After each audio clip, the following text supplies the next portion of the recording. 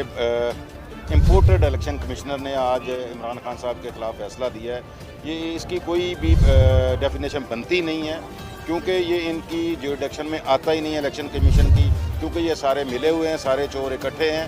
तो इंशाअल्लाह ताला हम इमरान खान के साथ हैं, पूरा पाकिस्तान इमरान खान के साथ है।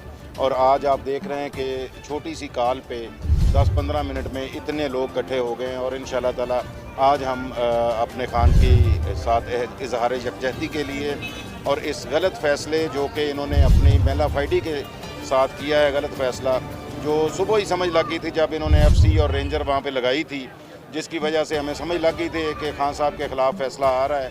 और इन्होंने खान साहब को नाअहल करके पूरी पाकिस्तान की आवाम को अपने ख़िलाफ़ किया है। इंशाअल्लाह ताला इनको पता लग जाएगा कि इमरान खान अकेला नहीं है, पूरा पाकिस्तान उसके साथ है। इलेक्शन कमीशन का खान साहब को नाअहल करार दे दिया गया है। ये आवाम से खिलवाड़ किया गया है।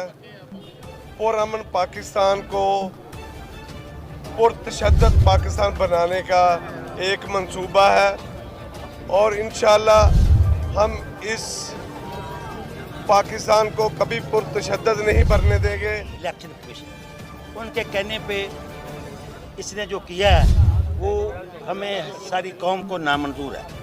ये इम्पोर्टेड हुकूमत जिस मैदान में भी जिस जगह भी मुकाबला करेगी हम हर तरह तैयार हैं। खान साहब ने कारकुनों को और मकामी क़यादत ने कारकुनों को रोका हुआ है। हम पुरअमन एहतजाज करेंगे और इनको हर जगह हराएंगे। अगर इनको अब ये चाहते हैं कि हमें ना अकेले ये नुमाइशी तौर पे को 10 हल्कों का इलेक्शन करा लें सिर्फ अकेले खड़े होकर, ये बिला मुकाबला भी इंशाल्लाह हार जाएंगे। ये कौम के गद्दार हैं, कौम के चोर हैं और कौम इन्हें माफ़ नहीं करेगी।